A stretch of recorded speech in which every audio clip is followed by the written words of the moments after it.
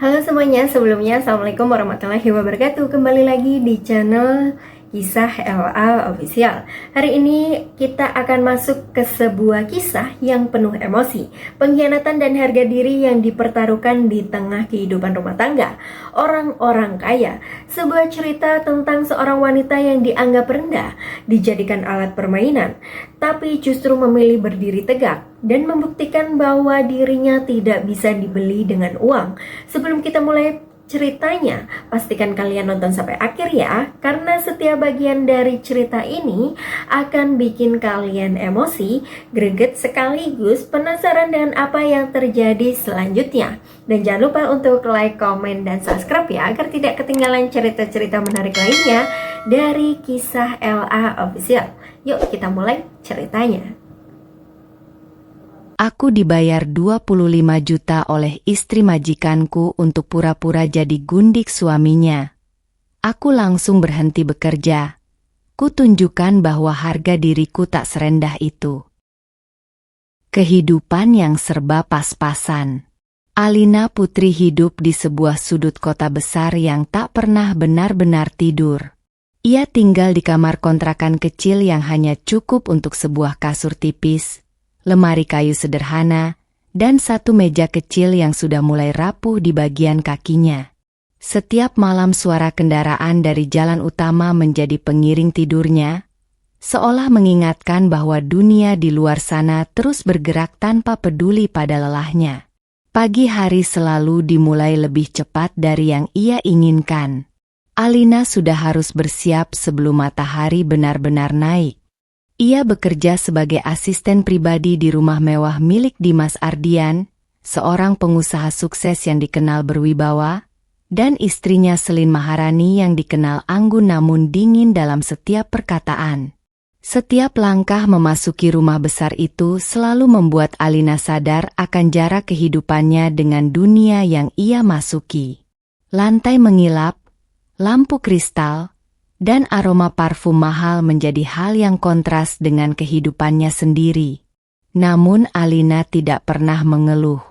Ia hanya menunduk sopan, menjalankan tugasnya dengan rapi, dan berusaha tidak membuat kesalahan sekecil apapun. Pekerjaannya tidak ringan. Dari mengatur jadwal Dimas, menyiapkan kebutuhan rumah tangga Selin, hingga memastikan setiap detail kecil di rumah itu berjalan sempurna. Namun Alina terbiasa diam dan bergerak cepat. Ia sudah belajar sejak lama bahwa hidup tidak selalu memberi pilihan. Yang ada hanya bertahan atau menyerah. Meski begitu, di balik wajah tenangnya, Alina menyimpan satu hal yang selalu ia jaga, harga diri. Ia tidak pernah ikut campur urusan majikannya, tidak pernah berbicara lebih dari yang diperlukan, dan tidak pernah mencoba mengambil keuntungan dari posisinya. Baginya, pekerjaan adalah tanggung jawab, bukan jalan untuk mengubah jati diri. Namun di rumah itu, tidak semua orang memandangnya sama. Ada yang hanya melihatnya sebagai pegawai, ada pula yang menganggapnya tidak lebih dari bayangan yang lewat tanpa arti. Tapi Alina tetap bertahan, karena setiap bulan gaji yang ia terima adalah satu langkah kecil menuju kehidupan yang lebih layak. Di tengah lelah yang terus menumpuk, Alina selalu menyimpan satu harapan sederhana. Suatu hari ia bisa berdiri di tempat yang sama tinggi dengan orang-orang yang sekarang hanya bisa ia lihat dari bawah. Rumah tangga yang terlihat sempurna. Di luar pandangan orang-orang, rumah besar milik Dimas Ardian selalu tampak seperti simbol kesuksesan dan keharmonisan. Setiap kali ada acara sosial atau tamu bisnis yang datang, Dimas dan Selin Maharani selalu tampil rapi, tersenyum, dan seolah tidak pernah memiliki masalah apapun dalam rumah tangga mereka. Kata-kata yang keluar terdengar sopan, gestur mereka terlihat serasi, dan semua orang yang melihatnya akan percaya bahwa mereka adalah pasangan yang ideal. Namun bagi Alina Putri, gambaran itu tidak selalu seindah yang terlihat dari luar. Sebagai asisten pribadi yang bekerja hampir setiap hari di rumah itu, Alina tanpa sengaja sering menyaksikan hal-hal kecil yang tidak pernah ditunjukkan di depan orang lain. Suasana yang tampak tenang bisa berubah dingin hanya dalam hitungan detik, terutama ketika hanya ada Dimas dan Selin di satu ruangan. Selin Maharani adalah sosok yang sulit ditebak. Di depan tamu ia bisa tersenyum lembut, namun di balik pintu tertutup, suaranya sering terdengar datar dan penuh tekanan. Ia jarang menunjukkan emosi secara langsung, tetapi setiap ucapannya selalu memiliki ketegasan yang membuat suasana menjadi kaku. Sementara Dimas Ardian, yang di luar dikenal sebagai pria sibuk dan berwibawa, justru semakin sering tidak berada di rumah. Pulang larut malam sudah menjadi hal yang biasa. Kadang ia tiba saat rumah sudah sepi. Kadang bahkan baru kembali saat pagi hampir datang. Alina hanya melihat sekilas saat Dimas melewati ruang tengah dengan wajah lelah, tanpa banyak kata. Pertengkaran kecil di antara mereka tidak pernah meledak menjadi besar, tetapi cukup untuk membuat udara di rumah itu terasa berbeda.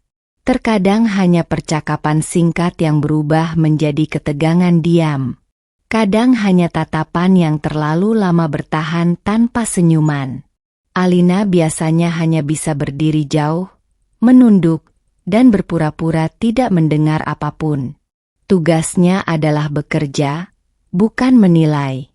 Namun semakin lama ia berada di rumah itu, semakin jelas baginya bahwa keharmonisan yang dilihat orang luar hanyalah lapisan tipis yang menutupi sesuatu yang lebih rumit di dalamnya. Di antara semua itu, Alina memilih tetap netral. Ia tidak pernah berpihak, tidak pernah ikut campur, dan selalu menjaga jarak dengan sangat hati-hati. Karena ia tahu, di rumah sebesar itu, satu kesalahan kecil saja bisa membuat posisinya runtuh tanpa peringatan. Tawaran mengejutkan. Malam itu rumah Dimas Ardian terasa lebih sunyi dari biasanya. Hanya suara jam dinding dan langkah pelayan yang sesekali terdengar di lorong panjang. Alina Putri sedang merapikan beberapa dokumen kerja ketika salah satu pelayan mendekatinya dengan suara pelan. "Tuan Putri, Nyonya Selin memanggil Anda ke ruang kerja." "Sekarang," ucapnya singkat. Alina sempat ragu. Panggilan di luar jam kerja biasanya hanya untuk hal penting, atau hal yang tidak bisa ditunda. Dengan langkah hati-hati, ia menuju ruang kerja di lantai 2. Pintu besar itu sedikit terbuka. Saat Alina masuk, ia melihat Selin Maharani sudah duduk dengan posisi tegak di kursi kulit. Tatapannya lurus dan tajam seperti sudah menunggu sejak lama. Tidak ada senyuman seperti biasanya di depan orang lain. "Duduk," ucap Selin dingin. Alina menurut tanpa banyak bicara. Suasana ruangan terasa berat, seolah setiap kata yang akan keluar sudah disiapkan dengan perhitungan matang. Selin menatapnya lama sebelum akhirnya berbicara. "Aku tidak suka berputar-putar," katanya pelan tapi tegas. "Aku punya tawaran untukmu." Alina mengerutkan sedikit keningnya, merasa tidak nyaman dengan arah pembicaraan itu. Selin membuka laci meja, mengeluarkan sebuah amplop tebal, lalu meletakkannya di depan Alina. "Di dalamnya ada 25 juta rupiah, lanjutnya. Alina terdiam. Matanya tidak langsung melihat uang itu, tapi menatap wajah Selin yang tetap dingin tanpa perubahan emosi. "Dan aku hanya minta satu hal," lanjut Selin. Suasana semakin sunyi. Bahkan suara AC di ruangan itu terasa seperti menghilang. Selin mencondongkan tubuhnya sedikit ke depan. "Kau berpura-pura menjadi wanita simpanan suamiku." Kalimat itu jatuh begitu saja. Tanpa ragu, tanpa getaran suara. Alina terkejut, namun ekspresinya masih tertahan. Ia sempat berpikir dirinya salah dengar. "Maaf, Nyonya." Suara Alina hampir tidak percaya. Selin tetap tenang. Aku ingin menguji Dimas. Aku ingin melihat reaksinya. Kau hanya perlu berpura-pura. Tidak lebih. Alina menatap amplop itu sekali lagi, lalu kembali ke wajah Selin. Ada sesuatu yang terasa tidak masuk akal baginya. Bukan hanya soal uangnya, tetapi cara Selin memperlakukan manusia seolah bisa dijadikan alat permainan. Kenapa harus saya? Tanya Alina akhirnya, suaranya lebih pelan namun tegas. Selin tidak langsung menjawab. Ia hanya menatap Alina dengan mata yang sulit dibaca. Karena kau tidak punya posisi di sini, jawabnya dingin. Dan itu membuatmu mudah diatur. Kalimat itu seperti menampar, meski tanpa tangan. Alina terdiam cukup lama. Di dalam kepalanya, berbagai pikiran bertabrakan. Tapi satu hal menguat lebih cepat dari yang lain. Rasa harga dirinya. Ia perlahan berdiri. Maaf, Nyonya Selin, ucapnya tegas namun tetap sopan. Saya tidak bisa menerima tawaran ini. Untuk pertama kalinya malam itu, ada sedikit perubahan di wajah Selin. Bukan marah sepenuhnya, tapi jelas tidak menyangka penolakan akan datang secepat itu. Alina melanjutkan tanpa menunggu reaksi. Saya bekerja di sini untuk mencari nafkah, bukan untuk menjadi bagian dari permainan siapapun. Setelah itu, ia menunduk singkat, lalu berbalik menuju pintu. Namun sebelum benar-benar keluar, ia berhenti sejenak. Dan saya minta izin untuk mengundurkan diri.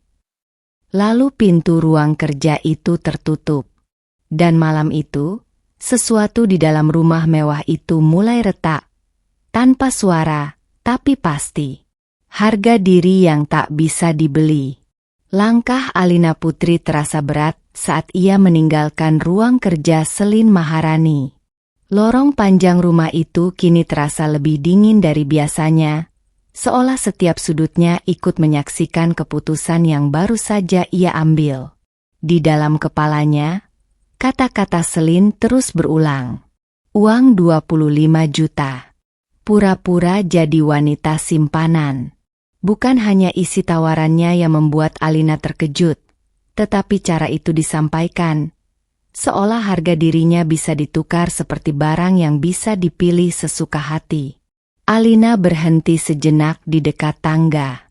Tangannya mengepal, bukan karena marah yang meledak-ledak, tetapi karena sesuatu yang lebih dalam, rasa dihina yang tidak bisa ia abaikan. Jadi selama ini, aku hanya dilihat seperti itu, gumamnya pelan, lebih kepada dirinya sendiri.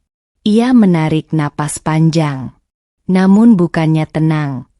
Justru dadanya terasa semakin sesak. Bukan karena uang itu sedikit, tapi karena maknanya. Seolah semua kerja kerasnya, semua batasan yang ia jaga, tidak berarti apa-apa di mata orang lain. Alina melanjutkan langkahnya dengan cepat menuju ruang staf. Di sana, suasana masih sama seperti biasa. Beberapa pelayan sibuk merapikan pekerjaan malam, tidak tahu apa yang baru saja terjadi di lantai atas. Tanpa menunggu lama, Alina meminta bertemu kepala administrasi rumah. Saya ingin mengundurkan diri malam ini juga, ucapnya tegas. Suasana langsung berubah hening. Beberapa orang saling berpandangan, tidak mengerti apa yang sedang terjadi. Kepala administrasi mencoba menahan. Alina, ini mendadak sekali. Setidaknya beri waktu. Tidak perlu, potong Alina pelan tapi pasti. Keputusan saya sudah final. Tidak ada nada emosi berlebihan dalam suaranya, tetapi justru itu yang membuat orang-orang terdiam. Alina bukan sedang mengamuk, bukan sedang lari. Ia sedang memilih. Setelah menyelesaikan administrasi singkat dan mengembalikan beberapa perlengkapan kerja, Alina berjalan keluar dari rumah besar itu untuk terakhir kalinya sebagai pegawai. Langkahnya melewati pintu utama yang selama ini selalu ia lewati dengan kepala tertunduk. Namun kali ini berbeda. Ia tidak lagi berjalan sebagai seseorang yang bekerja di dalam rumah itu, tetapi sebagai seseorang yang memilih untuk keluar dari sesuatu yang tidak lagi ia terima. Di luar, udara malam terasa lebih bebas, meski dinginnya menusuk kulit. Alina berhenti sejenak di depan gerbang besar itu. Ia menoleh sekali ke belakang. Rumah megah itu masih berdiri sama, tidak berubah sedikit pun. Tapi baginya, semuanya sudah berbeda. Kalau harga diri harus ditukar dengan uang, aku lebih memilih tidak punya apa-apa, ucapnya pelan. Lalu ia melangkah pergi, meninggalkan cahaya rumah mewah itu di belakangnya, tanpa menoleh lagi. Kemarahan Selin. Keheningan di ruang kerja Selin Maharani pecah beberapa menit setelah Alina Putri pergi. Amplop berisi uang 25 juta itu masih tergeletak di meja, tidak tersentuh, seolah menjadi saksi dari penolakan yang tidak pernah ia bayangkan sebelumnya. Selin menatap pintu yang sudah tertutup lama. Wajahnya yang biasanya tenang di depan orang lain kini berubah tajam. Dia menolak, gumamnya pelan, seperti tidak percaya dengan kenyataan itu. Tangannya bergerak cepat, meraih gelas kaca di meja, lalu meletakkannya kembali dengan keras. Suara benturan itu memantul di ruangan yang sunyi. Bukan hanya penolakan yang membuat Selin marah, tetapi fakta bahwa seorang pegawai biasa berani menentang permintaannya. Di pikirannya, semua orang di rumah itu seharusnya bisa diatur, terutama seseorang seperti Alina. Dia pikir dia siapa? Suara Selin mulai meninggi, namun masih tertahan di dalam ruangan tertutup.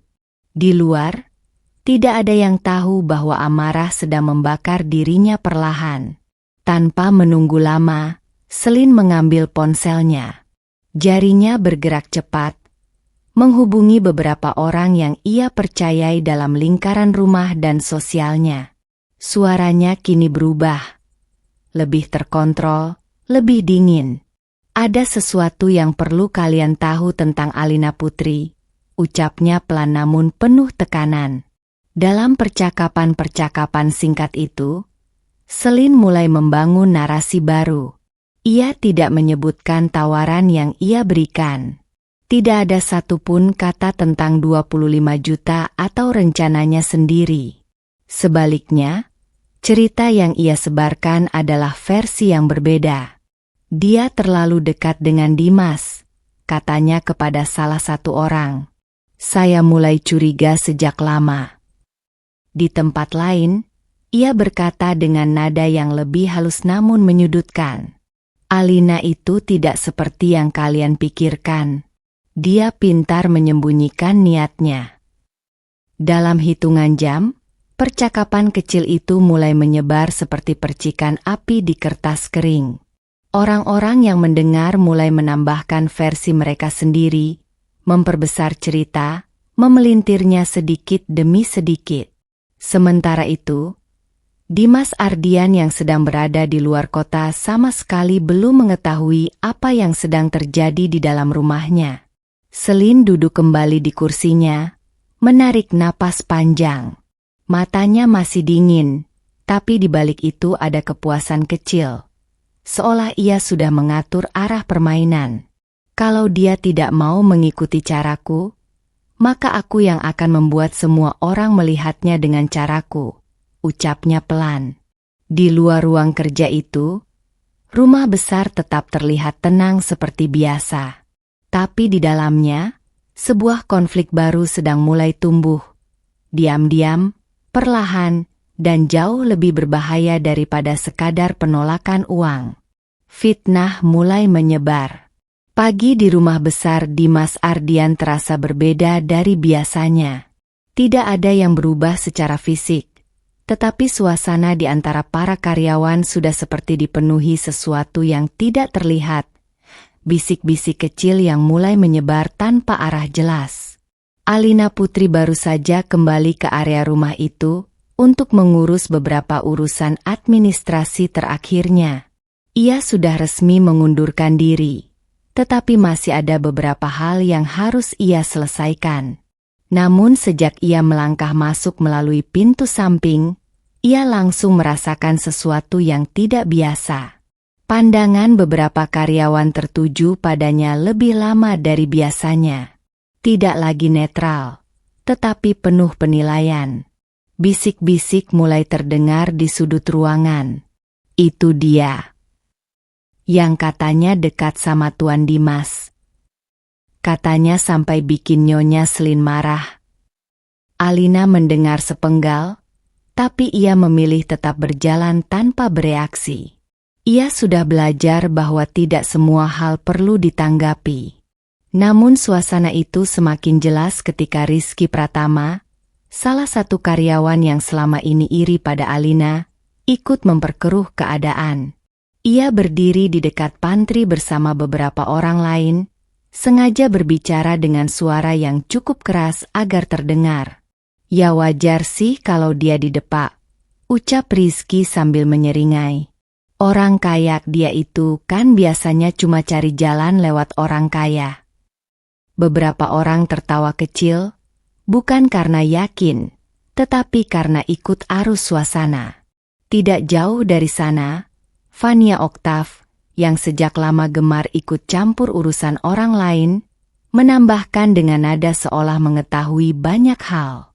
Aku juga dengar kok, katanya santai sambil memainkan ponselnya. Dia itu bukan orang bersih-bersih amat, pinter banget main peran. Kalimat itu menyebar lebih cepat dari yang mereka sadari. Tidak ada bukti, tidak ada penjelasan, tapi cukup untuk membuat orang mulai percaya pada cerita yang salah arah. Alina berhenti sejenak di dekat meja kerja administrasi. Tangannya sedikit mengepal, tetapi wajahnya tetap tenang. Ia sudah merasakan perubahan ini, perubahan yang bukan datang dari dirinya, melainkan dari cerita yang dibentuk tanpa kebenaran. Saskia Larasati, yang sejak awal mengenal Alina dengan baik, hanya bisa menatap prihatin dari kejauhan. Ia tahu sesuatu tidak beres. Tapi ia juga melihat bagaimana cepatnya orang bisa berubah hanya karena mendengar sepenggal cerita. Sementara itu, Alina memilih tetap diam. Bukan karena tidak tahu apa yang terjadi, tetapi karena ia tahu sesuatu yang lebih penting. Kebenaran tidak selalu langsung dipercaya ketika kebohongan sudah lebih dulu menyebar. Dan pagi itu, di dalam rumah megah yang tampak tenang dari luar, sebuah fitnah mulai tumbuh menjadi sesuatu yang jauh lebih besar dari sekadar gosip kecil. Dimas mulai curiga. Dimas Ardian baru kembali ke kota setelah beberapa hari urusan bisnis di luar daerah. Ia turun dari mobil dengan wajah lelah, namun pikirannya langsung dipenuhi hal lain ketika melihat suasana rumah yang terasa berbeda. Selin Maharani menyambutnya seperti biasa. Rapi, tenang, dan penuh kontrol. Tidak ada yang tampak aneh dari luar. Namun justru itu yang membuat Dimas merasa tidak nyaman. Ada satu hal yang langsung ia sadari. Alina Putri tidak terlihat di rumah itu lagi. Biasanya, meskipun sibuk, Alina masih akan muncul untuk mengurus beberapa hal administrasi atau setidaknya memastikan pekerjaan berjalan lancar. Tapi kali ini, rumah terasa seperti kehilangan salah satu bagian rutinnya. Alina sudah tidak bekerja di sini, ujar salah satu staf saat Dimas bertanya singkat. Kalimat itu membuat Dimas mengerutkan kening. Tidak bekerja? Kapan? Beberapa hari lalu, Tuan. Dimas terdiam sejenak, bukan karena kehilangan seorang karyawan, tetapi karena cara kepergian itu terasa tidak biasa. Malamnya, Dimas mencoba menghubungi Alina langsung. Ia mendapatkan nomor pribadi Alina dari data administrasi lama. Setelah beberapa kali panggilan, Akhirnya telepon tersambung. Alina, ini saya Dimas. Saya ingin tahu apa yang sebenarnya terjadi. Kenapa kamu tiba-tiba berhenti? Suara Dimas terdengar serius namun masih tenang. Di seberang, hening sejenak. Saya sudah mengundurkan diri, Tuan. Jawab Alina singkat. Ya, itu saya tahu. Tapi kenapa? Ada masalah di rumah ini. Alina terdiam lagi. Nada suaranya tetap datar, tidak membuka ruang untuk pertanyaan lebih jauh. Tidak ada yang perlu saya jelaskan, Tuan Dimas. Ini keputusan pribadi. Kalimat itu membuat Dimas semakin tidak mengerti. Terlalu dingin. Terlalu tertutup untuk sesuatu yang menurutnya seharusnya sederhana. Ini tidak masuk akal, ucap Dimas lebih pelan. Kamu bukan tipe orang yang pergi tanpa alasan. Namun sebelum ia melanjutkan, sambungan telepon itu terputus.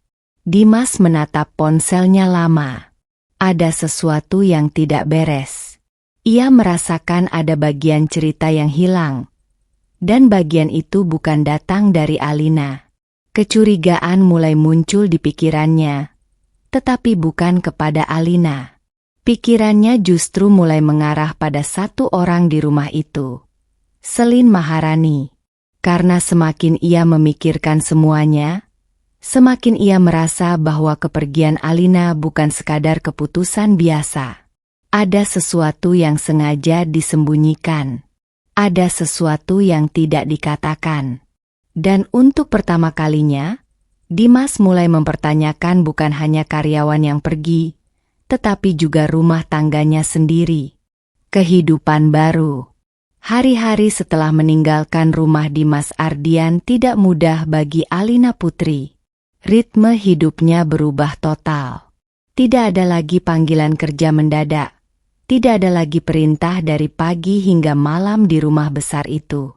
Yang tersisa hanya ketidakpastian, dan satu hal yang ia pegang erat. Keputusan untuk tidak menyesali pilihannya. Alina kembali ke kamar kontrakannya yang sederhana. Ruangan kecil itu terasa lebih sunyi dari biasanya, tapi juga lebih jujur. Tidak ada lagi tekanan dari suasana rumah yang penuh aturan tak terlihat. Di tempat itu, ia mulai berpikir ulang tentang hidupnya.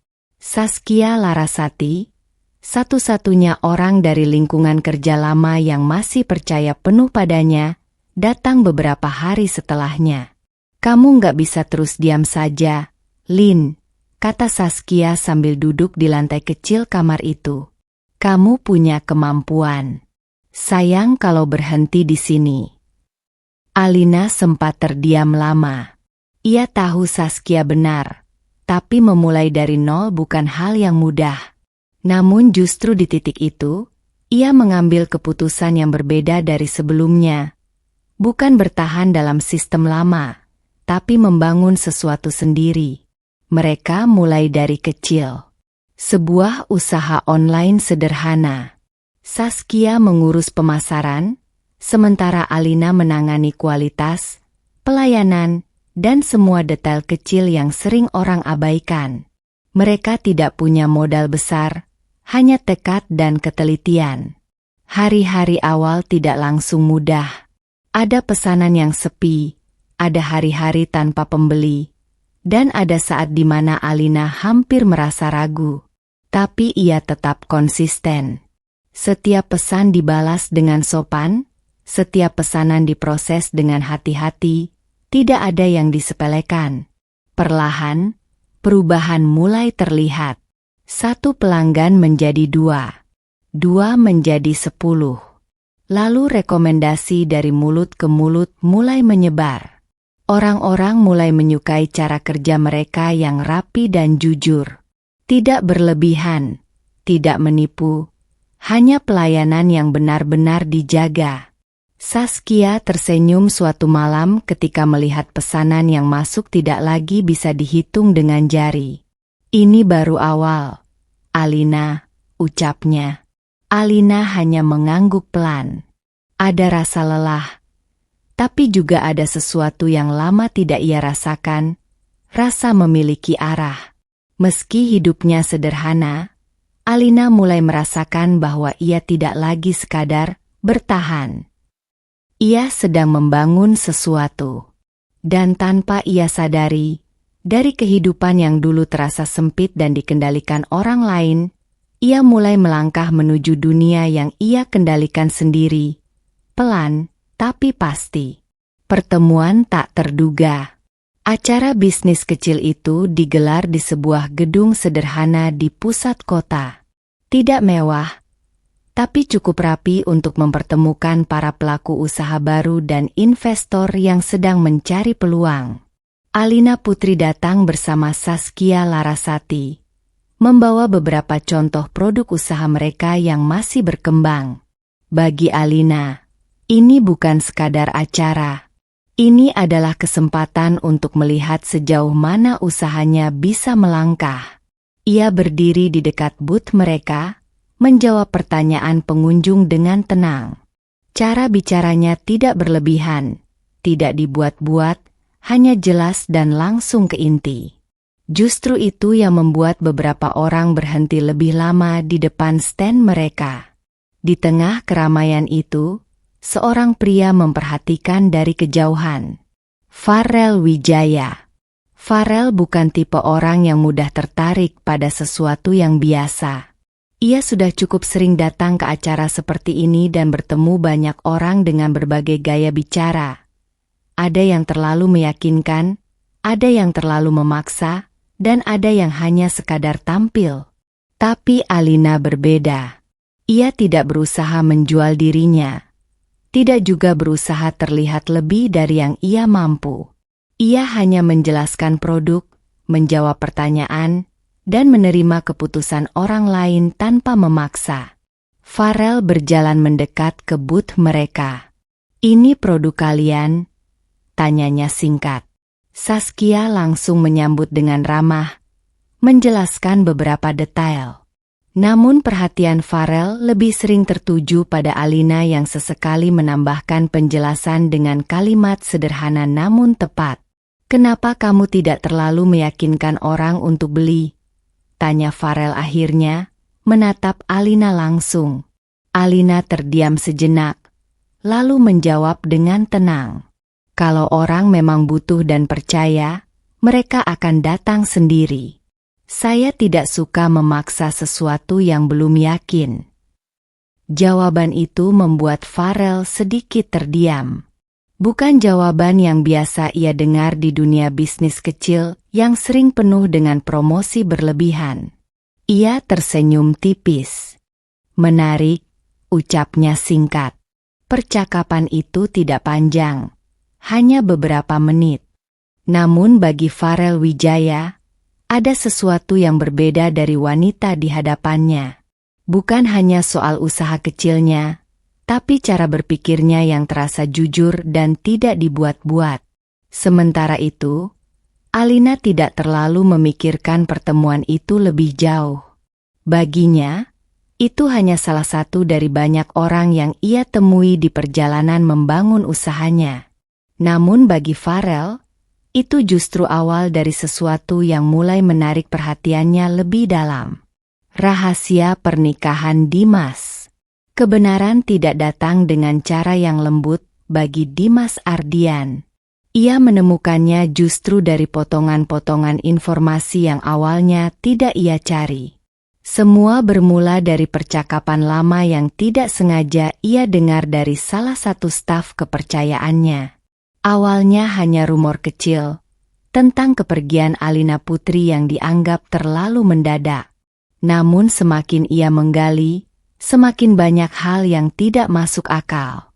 Sampai akhirnya, satu nama selalu muncul dalam setiap celah cerita itu. Selin Maharani. Dimas mulai mengumpulkan semuanya secara diam-diam. Rekaman percakapan, kesaksian staf, hingga pola komunikasi yang selama ini ia abaikan. Dan di tengah semua itu, ia menemukan sesuatu yang membuatnya benar-benar terdiam. rencana yang tidak pernah ia bayangkan sebelumnya. Selin bukan hanya cemburu atau curiga. Ia sengaja membuat skenario. Alina dijadikan bagian dari permainan. Tujuannya sederhana tapi kejam. Menguji kesetiaan Dimas dengan cara memancing reaksi melalui orang lain. Dan uang 25 juta yang pernah ditawarkan itu bukan sekadar tawaran, melainkan bagian dari skema yang lebih besar untuk menjebak situasi. Saat semuanya mulai tersusun di kepala Dimas, wajahnya mengeras. Ia duduk lama di ruang kerjanya, tidak bergerak, seolah baru menyadari bahwa rumah tangga yang ia anggap stabil ternyata berdiri di atas manipulasi yang ia tidak lihat sejak awal. Jadi selama ini hanya permainan, gumamnya pelan. Suaranya menahan emosi. Kemarahan itu tidak meledak seketika, tapi perlahan naik seperti tekanan yang tidak bisa lagi ditahan. Ia mengingat kembali sikap Alina. Dingin, singkat, dan tidak mau menjelaskan apapun saat pergi. Sekarang semuanya mulai masuk akal. Alina bukan menghilang tanpa alasan. Ia memilih keluar dari sesuatu yang tidak adil sejak awal. Dan itu membuat Dimas semakin marah. Bukan hanya pada Selin, tetapi juga pada dirinya sendiri yang terlalu lama tidak melihat apa yang sebenarnya terjadi di rumahnya sendiri. Tangannya mengepal di atas meja. Dia menjadikan semua ini seperti permainan. Ucapnya dengan suara rendah, tajam. Di titik itu, Dimas sadar satu hal. Rumah tangganya bukan hanya retak, tapi sudah lama dipenuhi kebohongan yang ia biarkan tumbuh tanpa disadari. Selin kehilangan kendali. Rumah besar itu tidak lagi terasa sama bagi Selin Maharani. Dulu ia bisa mengendalikan suasana hanya dengan satu tatapan atau satu kalimat. Tapi sekarang, setiap langkah Dimas Ardian justru terasa semakin jauh darinya. Dimas tidak lagi seperti biasanya. Ia lebih banyak diam, lebih sering keluar rumah tanpa penjelasan, dan ketika berbicara, nadanya dingin, sesuatu yang tidak pernah Selin dengar sebelumnya dari suaminya sendiri. Selin mulai merasakan sesuatu yang jarang ia alami. Kehilangan kendali. Di ruang tamu yang luas, ia duduk sendirian sambil memegang ponselnya. Beberapa pesan yang ia kirim ke Dimas tidak dibalas. Bahkan saat Dimas berada di rumah, percakapan mereka terasa singkat dan terputus di tengah jalan. "Kenapa kamu berubah seperti ini?" Akhirnya Selin bertanya suatu malam, mencoba menahan emosi. Dimas menatapnya sebentar, lalu menjawab datar. "Kamu tahu jawabannya." Kalimat itu membuat Selin terdiam. Ada sesuatu dalam suara Dimas yang berbeda. Bukan lagi keraguan, tapi keyakinan yang sudah terbentuk. Merasa terdesak, Selin mencoba mengalihkan keadaan. Ia kembali menyebut nama yang sejak awal ia jadikan pusat ceritanya. "Ini semua karena Alina," ucapnya cepat. "Dia yang membuat semuanya jadi kacau. Dia yang memengaruhi pikiranmu."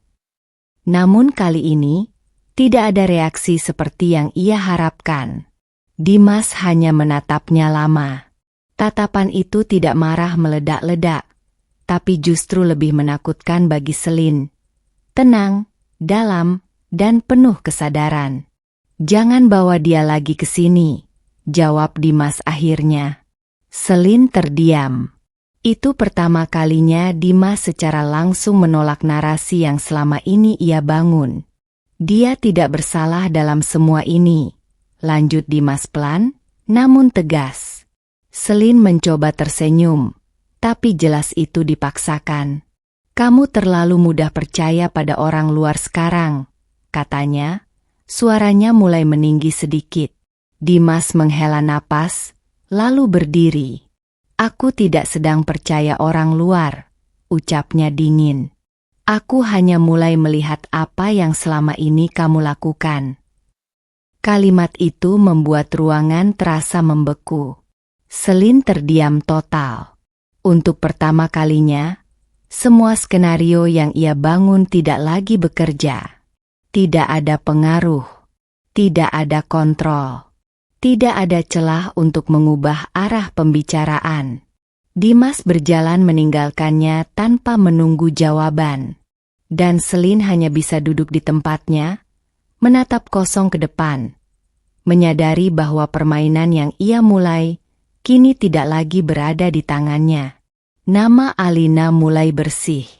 Di tempat lain, jauh dari rumah besar Dimas Ardian, kehidupan Alina Putri berjalan dengan ritme yang lebih tenang namun tetap penuh perjuangan. Usaha kecilnya bersama Saskia Larasati semakin stabil, tapi bayangan masa lalu belum sepenuhnya hilang. Nama baiknya masih menjadi bahan bisik-bisik di beberapa lingkungan lama. Saskia yang paling tidak bisa menerima hal itu. Ini nggak bisa dibiarkan terus, ucap Saskia suatu sore sambil membuka catatan di laptopnya. Kalau kita diam, orang akan terus percaya cerita yang salah. Alina hanya menatapnya. Ia tidak terlalu suka konflik. Tapi ia juga tidak ingin hidup dalam bayang-bayang fitnah selamanya. Saskia mulai bergerak. Ia menghubungi beberapa mantan karyawan dari rumah Dimas Ardian, orang-orang yang dulu bekerja bersama Alina dan tahu bagaimana sikapnya selama ini. Awalnya tidak mudah. Banyak yang ragu bicara, takut terseret masalah. Tapi satu persatu, kebenaran mulai muncul dari percakapan yang hati-hati. Alina itu nggak pernah aneh-aneh, ujar salah satu mantan staf akhirnya. Dia kerja sesuai tugas, nggak pernah cari masalah. Yang lain menambahkan lebih tegas. Dia malah sering bantu kalau ada yang kesulitan. Nggak masuk akal kalau dia dituduh macam-macam. Saskia mengumpulkan semua kesaksian itu, bukan untuk membuat sensasi, tapi untuk menunjukkan pola yang selama ini disembunyikan oleh rumor. Perlahan, cerita yang dulu menyebar mulai berubah arah. Orang-orang yang sebelumnya ikut menghakimi mulai ragu. Mereka mulai membandingkan cerita lama dengan fakta yang baru mereka dengar. Berarti selama ini kita salah paham ya, ucap salah satu rekan kerja lama dengan nada pelan. Di beberapa percakapan lain, nama Alina mulai disebut dengan cara yang berbeda, bukan lagi sebagai orang yang dicurigai, tetapi sebagai seseorang yang menjadi korban keadaan. Sementara itu, Alina tidak ikut dalam semua proses itu secara langsung. Ia tetap fokus pada usahanya, menjaga ritme kerja, dan membiarkan kebenaran berjalan dengan sendirinya melalui bukti yang dikumpulkan Saskia. Suatu malam, Saskia menunjukkan pesan masuk yang mulai berubah nadanya. Banyak yang mulai minta maaf soal kamu, Lin, katanya pelan. Alina hanya diam sejenak, lalu mengangguk kecil. Tidak ada ekspresi berlebihan di wajahnya, hanya ketenangan yang perlahan kembali. Bagi Alina, ini bukan soal menang atau kalah. Ini tentang satu hal sederhana yang akhirnya kembali. Nama baiknya yang perlahan mulai berdiri di tempat yang semestinya. Fania membuat kekacauan. Saat nama Alina Putri mulai perlahan dibersihkan dari fitnah lama, tidak semua orang menyambut perubahan itu dengan tenang. Di sisi lain kota, Fania Oktav justru semakin tidak bisa menyembunyikan rasa irinya. Ia sudah lama mengamati perkembangan usaha online Alina yang semakin ramai dibicarakan. Dari yang awalnya kecil, kini mulai dikenal banyak pelanggan karena kualitas dan pelayanan yang konsisten. Hal itu justru membuat Fania merasa tersaingi. Meski ia tidak pernah benar-benar berada di posisi yang sama dengan Alina. Di balik layar ponselnya, Fania mulai menyusun sesuatu. Aku nggak mungkin kalah sama dia, gumamnya pelan sambil menatap layar media sosial. Tanpa banyak pertimbangan, ia mulai membuat akun-akun anonim.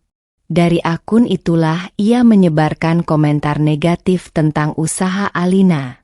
Awalnya hanya sindiran kecil, lalu berkembang menjadi ulasan palsu yang sengaja dibuat seolah-olah berasal dari pelanggan. Pelayanan buruk, tidak profesional. Produk tidak sesuai deskripsi. Jangan tertipu. Komentar-komentar itu mulai bermunculan di berbagai platform dalam waktu singkat. Tidak berhenti di situ, Fania juga menyebarkan cerita yang sudah dipelintir. Ia mengaitkan kembali nama Alina dengan gosip lama, mencoba membangkitkan keraguan di antara calon pelanggan. Saskia Larasati yang pertama kali menyadari perubahan itu. Ia melihat beberapa review aneh yang muncul dalam waktu hampir bersamaan, dengan pola bahasa yang mirip. Ini nggak wajar, ucap Saskia sambil memperbesar beberapa komentar di layar laptopnya. Ini jelas bukan review asli. Alina membaca semuanya dengan tenang. Meski di dalam hatinya ia bisa merasakan pola yang sama seperti masa lalu, fitnah yang kembali datang dengan wajah berbeda. Namun kali ini, ia tidak panik. Ia memilih memeriksa setiap laporan, mencatat setiap detail, dan menjaga komunikasi dengan pelanggan nyata yang selama ini sudah percaya pada usahanya. Beberapa pelanggan bahkan mulai mempertanyakan ulasan negatif itu. Kayaknya aneh ya, soalnya aku pernah beli dan gak ada masalah, tulis salah satu pelanggan. Perlahan, kecurigaan terhadap ulasan palsu mulai muncul. Saskia tidak tinggal diam. Ia mulai melacak pola akun-akun tersebut, mengumpulkan bukti bahwa semua komentar negatif itu tidak berasal dari pelanggan asli. Sementara itu, Fania mengira serangannya berjalan mulus. Ia merasa cukup puas melihat beberapa calon pembeli mulai ragu. Aku lihat aja sampai dia jatuh, ucapnya dengan senyum tipis, tanpa menyadari bahwa langkahnya justru sedang meninggalkan jejak. Di tengah kekacauan yang ia buat sendiri, Fania tidak sadar bahwa setiap upaya untuk menjatuhkan Alina justru mulai membangun satu hal lain, perhatian lebih besar terhadap kebenaran yang perlahan akan terungkap. Dukungan tak terduga. Di tengah serangan ulasan palsu yang terus berdatangan, Alina Putri dan Saskia Larasati sebenarnya mulai kewalahan. Mereka bisa membantah sebagian, tapi tidak semua orang mau mendengar penjelasan. Di dunia digital, satu fitnah seringkali lebih cepat menyebar daripada 100 kebenaran. Namun di saat keadaan terasa semakin berat, sesuatu yang tidak mereka duga justru muncul dari arah yang berbeda. Farel Wijaya. Sejak pertemuan mereka di acara bisnis kecil itu, Farel sebenarnya tidak benar-benar melupakan Alina. Ia memperhatikan perkembangan usahanya secara diam-diam, bukan dengan cara mengganggu, tapi dengan mengamati dari jauh bagaimana Alina bertahan menghadapi tekanan yang datang bertubi-tubi. Ketika ia mulai melihat adanya pola serangan di media sosial, Farel langsung menyadari bahwa ini bukan sekadar persaingan bisnis biasa. Tanpa banyak bicara, ia mulai bergerak. Dengan koneksi yang ia miliki di dunia digital dan bisnis, Farel membantu memperkuat visibilitas usaha Alina. Ia tidak membuat drama, tidak juga mengumumkan dirinya di depan publik. Ia hanya memastikan bahwa produk Alina mulai tampil di ruang yang lebih luas dan lebih kredibel. Salah satu langkahnya adalah menghubungkan usaha Alina dengan beberapa platform promosi yang memiliki reputasi baik. Selain itu, ia juga membantu mengarahkan beberapa influencer kecil yang ia percaya untuk mencoba dan memberikan ulasan jujur. Perlahan tapi pasti, dampaknya mulai terlihat. Penjualan yang sempat stagnan karena ulasan palsu mulai naik kembali, bahkan lebih tinggi dari sebelumnya. Pelanggan baru mulai berdatangan bukan karena sensasi, tetapi karena testimoni nyata dari orang-orang yang benar-benar mencoba. Saskia yang pertama kali menyadari perubahan itu hampir tidak percaya. "Lin, ini angka pesanan kita naik terus," ucapnya sambil menunjukkan layar ponsel. Alina menatapnya dengan tenang, tapi ada sedikit keheranan di matanya. "Ini terlalu cepat untuk hanya perubahan biasa," gumam Saskia lagi. Di sisi lain, Farel tetap tidak muncul secara langsung. Ia hanya sesekali memastikan bahwa sistem berjalan baik, tanpa mengambil alih apapun dari Alina. Baginya, yang penting bukan terlihat membantu, tetapi memastikan Alina punya kesempatan yang adil untuk bertahan. Sementara itu, di antara peningkatan penjualan dan mulai pulihnya kepercayaan pelanggan, Alina tetap tidak tahu sepenuhnya siapa yang berada di balik dorongan besar ini. Namun satu hal mulai terasa jelas baginya. Tidak semua orang di sekitarnya datang untuk menjatuhkan. Ada juga yang tanpa suara, memilih membantu dari jauh. Selin memohon bantuan. Keadaan di rumah besar Dimas Ardian berubah menjadi sesuatu yang tidak pernah dibayangkan Selin Maharani sebelumnya. Rumah yang dulu selalu ia kendalikan kini terasa terlalu sunyi, terlalu luas, dan terlalu dingin untuk ia hadapi sendiri.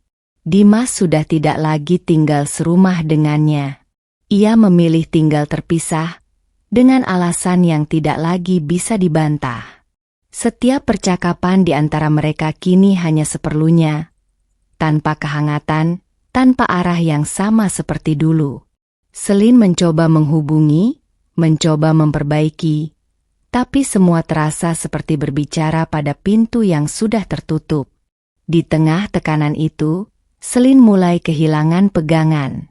Orang-orang yang dulu mendukungnya perlahan menjauh. Narasi yang ia bangun tentang Alina Putri sudah tidak lagi memiliki kekuatan seperti sebelumnya. Justru sebaliknya, banyak hal mulai berbalik arah. Dan untuk pertama kalinya, Selin merasa tidak punya kontrol atas apapun. Sampai akhirnya, ia mengambil keputusan yang bahkan tidak pernah ia bayangkan akan terjadi. Ia mendatangi Alina.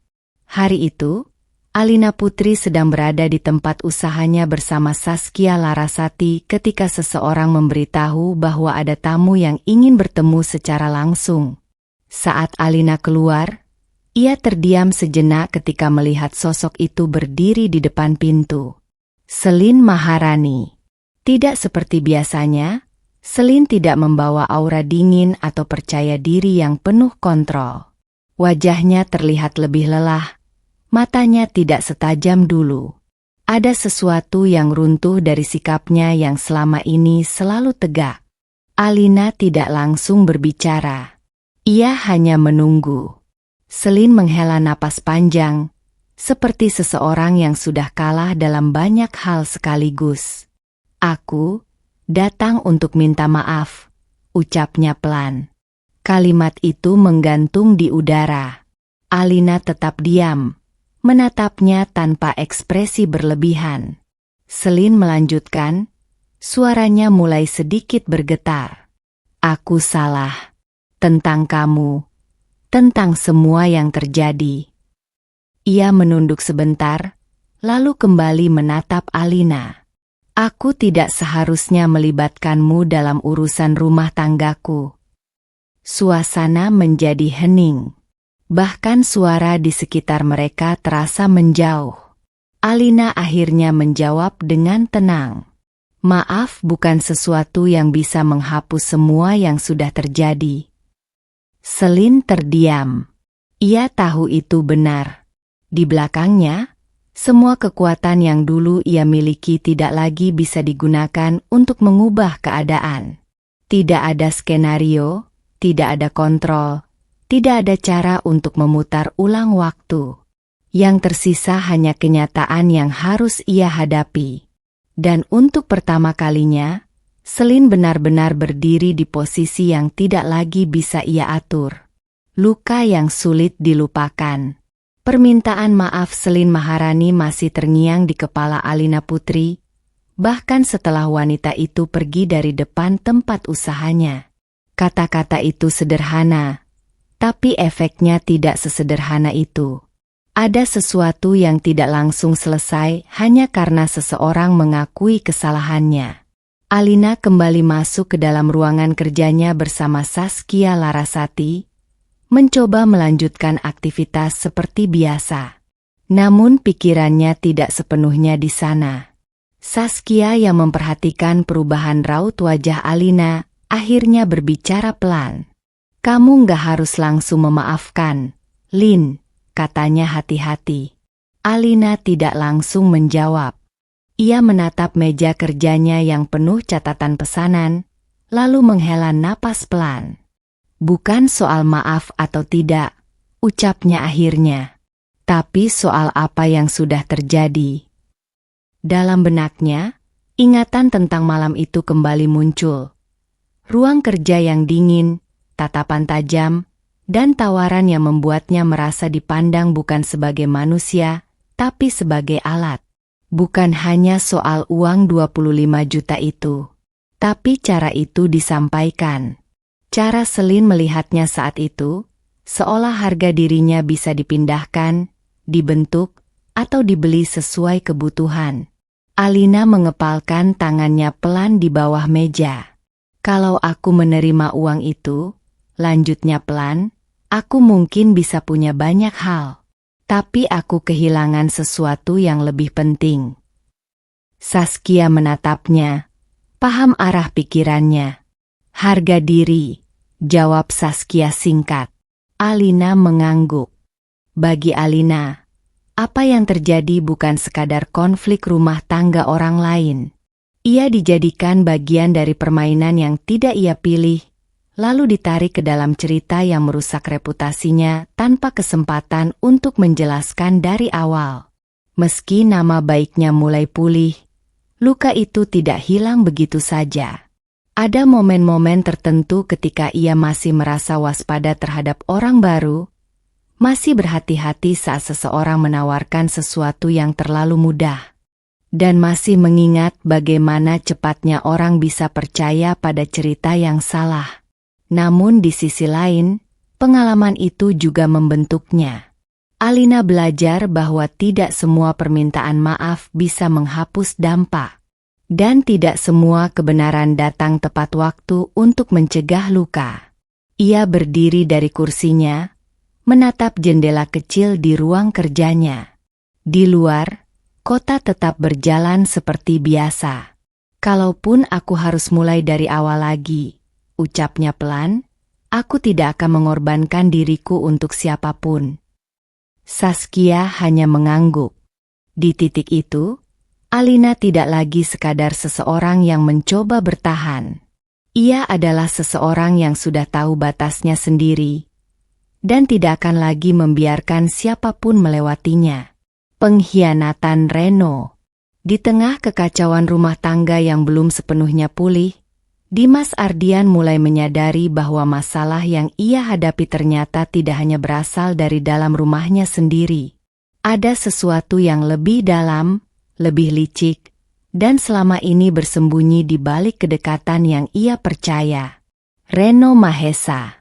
Sahabat yang selama bertahun-tahun ia anggap sebagai orang kepercayaan, yang selalu hadir di momen bisnis maupun pribadi, ternyata menyimpan peran yang berbeda di balik layar. Semua bermula dari laporan keuangan yang janggal. Dimas awalnya mengira itu hanya kesalahan administrasi kecil. Namun semakin ia menelusuri, semakin jelas bahwa ada aliran keputusan bisnis yang tidak sesuai, beberapa kontrak yang tiba-tiba berubah arah, dan peluang yang entah bagaimana selalu menguntungkan pihak tertentu di luar perusahaannya. Dan nama yang terus muncul di balik semua itu adalah Reno. Dimas duduk di ruang kerjanya dengan dokumen berserakan di meja. Wajahnya tidak lagi sekadar lelah, tapi mulai menunjukkan kekecewaan yang dalam. "Aku yang terlalu percaya," gumamnya pelan. Ketika ia akhirnya memanggil Reno untuk menjelaskan semuanya, Suasana pertemuan itu tidak lagi seperti dua sahabat lama. Tidak ada kehangatan, tidak ada tawa kecil seperti dulu. Hanya ketegangan. Jelaskan ini, ucap Dimas sambil mendorong beberapa dokumen ke arah Reno. Reno menatapnya sekilas, lalu tersenyum tipis. Senyum yang berbeda dari yang biasa Dimas lihat. Semua bisnis itu punya celah, Dim. Jawabnya santai. Aku cuma ambil kesempatan yang ada. Kalimat itu membuat Dimas terdiam. Bukan hanya karena pengakuannya, tetapi karena cara Reno mengucapkannya seolah tidak ada yang salah. Dimas mengepalkan tangannya. Kamu pakai kepercayaanku untuk keuntunganmu sendiri. Suaranya mulai menekan emosi. Reno tidak langsung menjawab. Ia bersandar di kursi, masih terlihat tenang. Di dunia bisnis, kepercayaan itu bukan jaminan, katanya pelan. Yang ada hanya siapa yang lebih cepat mengambil peluang. Saat itu juga, sesuatu di dalam diri Dimas runtuh. Ia bukan hanya merasa dirugikan secara bisnis. Ia merasa dikhianati oleh seseorang yang ia anggap seperti keluarga. Percakapan itu berakhir tanpa solusi. Reno pergi begitu saja, meninggalkan ruang kerja yang sunyi dan Dimas yang masih duduk diam, menatap dokumen di meja seperti tidak percaya apa yang baru saja terjadi. Di luar, dunia tetap berjalan seperti biasa. Tapi bagi Dimas, satu hal sudah berubah jelas. Ia tidak hanya kehilangan kepercayaan pada orang lain di rumahnya, tetapi juga pada orang yang selama ini berdiri paling dekat di sisinya. Kesuksesan Alina. Waktu berjalan tanpa menunggu siapapun, termasuk Alina Putri. Dari usaha kecil yang dulu ia bangun bersama Saskia Larasati, kini perlahan berubah menjadi sesuatu yang jauh lebih besar dari yang pernah mereka bayangkan. Butik online mereka tidak lagi sekadar dikenal di lingkup kecil. Nama Alina mulai muncul di berbagai rekomendasi pelanggan, forum bisnis, hingga ulasan media sosial yang membahas brand lokal yang tumbuh dengan kualitas dan konsistensi. Namun bagi Alina, semua itu bukan terjadi dalam semalam. Ia tetap menjalani hari-harinya dengan ritme yang disiplin. Pagi untuk mengecek pesanan, siang untuk mengatur produksi, malam untuk memastikan setiap detail layanan pelanggan berjalan baik. Tidak ada jalan pintas, tidak ada cara instan. Saskia sering memperhatikan bagaimana Alina tidak berubah meski usahanya mulai dikenal luas. Kamu sadar nggak sih, Lin? Ucap Saskia suatu sore sambil melihat dashboard penjualan. Dulu kita mulai dari nol, sekarang ini sudah jauh banget. Alina hanya tersenyum kecil. Karena kita nggak pernah berhenti di tengah, jawabnya pelan. Keberhasilan itu tidak datang tanpa sisa luka. Masih ada sisa masa lalu yang sesekali muncul dalam bentuk ingatan, tapi Alina tidak lagi membiarkannya mengganggu langkahnya. Ia belajar memisahkan antara apa yang pernah menyakitinya dan apa yang sedang ia bangun sekarang. Di luar sana, orang-orang mulai mengenalnya dengan cara yang berbeda. Bukan lagi sebagai nama yang dulu sempat menjadi bahan gosip, tetapi sebagai sosok yang membangun semuanya dari awal dengan kerja keras dan ketekunan. Beberapa pelanggan bahkan mulai membagikan cerita mereka. Pelayanannya konsisten banget, tulis salah satu pelanggan. Ownernya responsif dan jujur, tulis yang lain. Tanpa disadari, reputasi itu terbentuk bukan dari promosi besar-besaran, tetapi dari kepercayaan yang tumbuh perlahan. Suatu malam, setelah semua pesanan hari itu selesai diproses, Alina berdiri di dekat jendela kecil ruang kerjanya. Kota terlihat tenang dari kejauhan, lampu-lampu berkelip seperti kehidupan yang terus berjalan. Saskia mendekatinya dari belakang. Kamu berhasil, Lin, ucapnya pelan. Alina tidak langsung menjawab. Ia hanya menatap keluar beberapa saat, lalu menghela napas ringan. Ini bukan akhir, katanya akhirnya. Ini baru awal. Di titik itu, Alina tidak lagi hanya dikenal sebagai wanita yang bangkit dari masa sulit. Ia adalah seseorang yang membuktikan bahwa kesuksesan tidak selalu lahir dari kemudahan, tapi dari keberanian untuk terus melangkah, bahkan ketika semuanya pernah jatuh. Penyesalan Selin. Rumah besar itu kini terasa seperti ruang kosong bagi Selin Maharani. Tidak ada lagi suasana hangat yang dulu hanya ia anggap sebagai hal biasa. Tidak ada lagi percakapan panjang dengan Dimas Ardian di ruang makan. Yang tersisa hanya keheningan yang semakin hari semakin menekan pikirannya. Sejak Dimas memilih hidup terpisah, Selin benar-benar mulai merasakan dampak dari semua keputusan yang pernah ia buat. Ia mencoba menghubungi, mencoba menjelaskan, bahkan mencoba memperbaiki keadaan, tetapi semuanya seperti sudah terlambat. Dimas tidak lagi merespons dengan emosi seperti dulu. Ia hanya bersikap dingin, seperlunya, seolah jarak di antara mereka bukan lagi sementara, melainkan keputusan yang sudah final.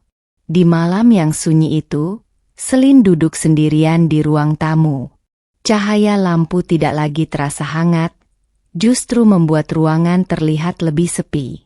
Ia menatap layar ponselnya lama, membuka kembali pesan-pesan lama yang tidak lagi dibalas. Di dalam pikirannya, potongan-potongan kejadian mulai kembali satu persatu. Tawaran kepada Alina Putri. Rencana untuk menguji Dimas. Cara ia mengatur situasi agar terlihat sesuai keinginannya. Semua yang dulu ia anggap sebagai strategi, kini terasa berbeda. Lebih berat, lebih salah. Aku cuma ingin memastikan dia, gumam Selin pelan, tapi kalimat itu tidak selesai. Karena di dalam hatinya, ia tahu alasan itu sudah tidak lagi cukup untuk membenarkan apapun. Yang lebih menyakitkan adalah kenyataan bahwa semua yang ia lakukan tidak membawa hasil seperti yang ia harapkan. Justru sebaliknya, ia kehilangan kepercayaan Dimas sepenuhnya. Rumah tangga yang ia pikir bisa ia kontrol, perlahan runtuh tanpa bisa ia hentikan. Beberapa hari kemudian, ia mencoba kembali menemui Dimas. Namun pertemuan itu tidak lagi seperti dulu. Tidak ada ruang untuk diskusi panjang. Tidak ada ruang untuk emosi yang meledak. Hanya keputusan yang sudah terbentuk. Kita sudah terlalu jauh, Selin, ucap Dimas singkat, tanpa menatap lama. Kalimat itu sederhana, tapi cukup untuk membuat Selin terdiam. Saat Dimas pergi meninggalkannya, Selin tidak berusaha mengejar. Ia hanya berdiri di tempatnya, menyadari bahwa tidak ada lagi langkah yang bisa ia ambil untuk mengubah arah yang sudah terjadi. Di titik itu, penyesalan datang bukan sebagai jawaban, tetapi sebagai beban yang harus ia tanggung sendirian. Dan untuk pertama kalinya, Selin Maharani memahami bahwa tidak semua hal bisa diperbaiki, terutama ketika kepercayaan sudah hancur oleh tangan sendiri. Harga diri seorang wanita. Sore itu, Alina Putri berdiri cukup lama di depan butik miliknya. Angin kota bergerak pelan, menyentuh rambutnya, sementara matanya tertuju pada papan nama yang kini terpampang jelas dan sederhana, hasil dari perjalanan panjang yang tidak pernah mudah. Butik itu bukan hanya tempat usaha. Bagi Alina, itu adalah bukti bahwa ia pernah jatuh, pernah disalahpahami, pernah dipermainkan oleh keadaan, tetapi tetap memilih untuk bangkit dengan caranya sendiri. Di belakangnya, Saskia Larasati datang membawa beberapa catatan kecil. Namun ia tidak langsung berbicara. Ia hanya ikut berdiri di samping Alina, melihat ke arah yang sama. Kalau lihat kamu sekarang, ujar Saskia pelan, nggak ada yang nyangka kamu bisa sampai di titik ini. Alina tersenyum tipis. Bukan senyum yang penuh euforia, tapi lebih kepada ketenangan seseorang yang sudah melewati badai panjang. Aku juga nggak nyangka, jawabnya jujur. Tapi aku belajar satu hal. Saskia menoleh. Alina tetap menatap papan nama butik itu. Kalau harga diri sudah dilepas, lanjutnya pelan, tidak ada hidup mewah yang bisa menggantinya. Kalimat itu bukan sekadar kenangan, tapi kesimpulan dari semua yang pernah ia alami. Dari rumah besar yang dulu ia masuki dengan status rendah, dari tawaran yang merendahkan dirinya, dari fitnah yang hampir menghancurkan namanya, sampai pada hari-hari ketika ia harus membuktikan dirinya sendiri tanpa bergantung pada siapapun. Ia teringat masa-masa ketika ia hanya dianggap pekerja biasa, lalu menjadi sasaran permainan orang lain, hingga akhirnya memilih pergi tanpa menundukkan harga dirinya. Dan sekarang, ia berdiri di tempat yang ia bangun sendiri, tanpa harus mengorbankan dirinya, tanpa harus menjadi orang lain. Saskia tersenyum kecil. Jadi kamu nggak menyesal? Tanyanya. Alina menggeleng pelan. Yang aku sesali cuma satu hal, jawabnya tenang. Kenapa aku nggak lebih cepat menyadari bahwa aku berharga sejak awal? Angin kembali berhembus, membawa suasana yang lebih ringan. Di depan butik itu, Alina tidak lagi berdiri sebagai seseorang yang pernah direndahkan. Ia berdiri sebagai bukti bahwa kehormatan seorang wanita tidak bisa dibeli, tidak bisa digantikan, dan tidak bisa dihancurkan selama ia sendiri memilih untuk menjaganya. Tamat.